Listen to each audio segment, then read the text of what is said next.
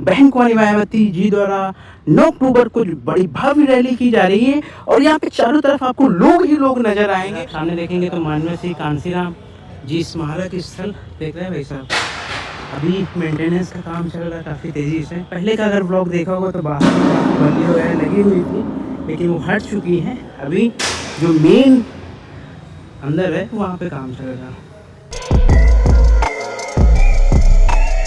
अगर आप इधर देखेंगे तो काफ़ी ज़्यादा पत्थर वगैरह पड़े हुए हैं, क्योंकि इसका काम काफ़ी तेज़ी से चल रहा है। इसको जल्द से जल्द तैयार करके देना है, क्योंकि बहुजन समाज पार्टी की जो रैली है वो करीब आ रही है। अगर आप इधर देखेंगे तो ये हाथी रेडी हो चुका है, ये हाथी रेडी हो रहा है। इसके साथ में और भी बहुत सारे हाथी हैं, उनको रेडी किया जा रहा है। उधर भी कई सारे हाथी जो है पहले से ही रेडी हो चुके हैं। यही कांसीराम स्मारक में ही हो, हमारे साथ संदीप सर भी हैं। संदीप, कैसे देखते हैं इस समय जो चुनाव दौर चल रहा है बहुजन समाज पार्टी का, खासकर बिहार में? हाँ, बिहार चुनाव की बात। क्या लगता है बीएसपी अच्छा करेगी बिहार में? और यहाँ जो मीटिंग होने वाली है 9 अक्टूबर को, हाँ। उसको लेके क्या बिहार में कुछ फर्क देखने को मिलेगा? देखिए, पहली बात तो यहाँ की जो मीटिंग है वो राष्ट्रीय नहीं है, राज्य की है, स्टेट की है। और वहाँ जो है अभी आकाश आनंद जी घूम रहे हैं, अच्छा जनसंपर्क हो रहा है उनका। जी। उनकी रैलियों में जो भीड़ है आपने देखा होगा सोशल मीडिया में, बहुत सारे लोग आ रहे हैं।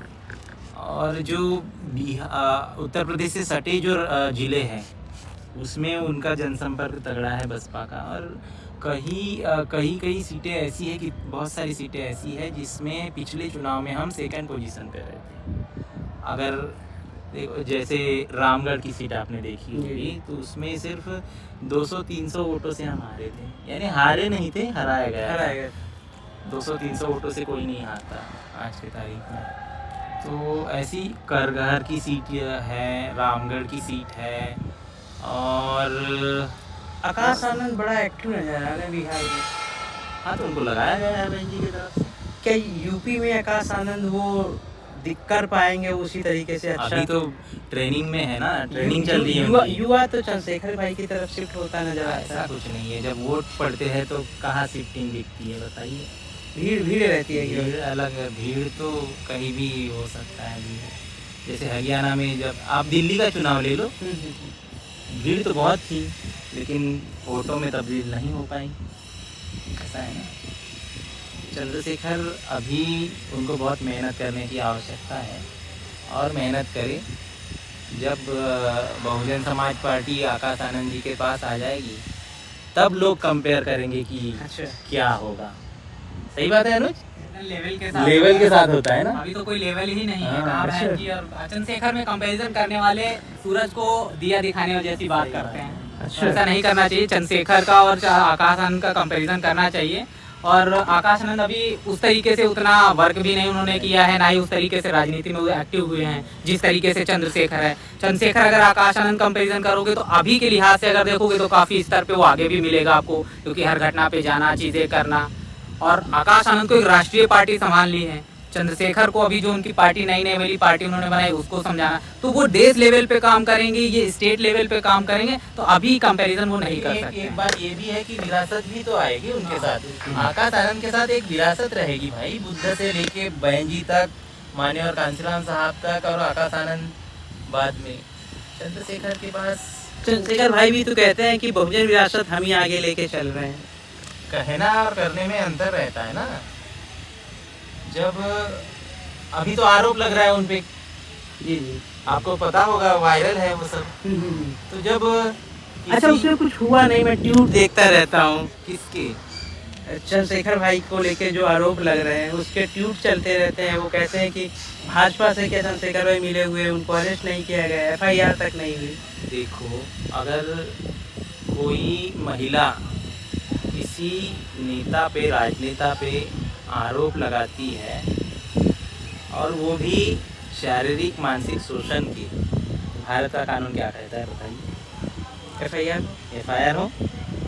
वो सामान्य नागरिक थोड़ी है, वो तो राजनेता है ना, सांसद है। तो FIR होनी चाहिए कोई किसी भी चीज़ पे, और नहीं हो रही है तो इस पे तो बातें होगी, चर्चाएं होगी, ट्वीट्स होंगे, क्यों नहीं हो रही? क्या प्रशासन भी चंद्रशेखर की तरफ अभी उनके तरफ से तो ये आरोप लगाया जा रहा है कि भाजपा की मिलीभगत है, कि वो यूपी में जो है बसपा को पीछे छोड़ने के लिए उनको लगाया गया है। अच्छा, ऐसी चर्चाएं चल रही है सोशल मीडिया पे। सोशल मीडिया पे। तो देखो, किसी ने कहा है अभी कि कहीं आग लगती है तभी तो धुआं उठता है, कुछ तो हुआ। तो आपने देखा होगा उनके साथ उनकी फोटोज वायरल होती है, ये सब होती है। हालांकि उनका पर्सनल है, लेकिन जब आप राजनीति में आते हो तो कोई भी चीज़ पर्सनल नहीं होती, उसमें तो स्वच्छ। और आपने बोला अभी कि वो विरासत चला रहे हैं, तो बाबा साहब और मान्यवर कांशीराम साहब या फिर फुले शाहू बाबा साहब अम्बेडकर, इनकी जब राजनीति की बात करते तो उन पे तो ऐसे आरोप नहीं लगे, और लगे भी होंगे तो उन्होंने इतना ऐसा दबाव नहीं बनाया होगा, क्योंकि अभी ये भी चर्चा है कि वो अपने राजनीतिक रसूख का इस्तेमाल करके एफआईआर नहीं होने दे रहे।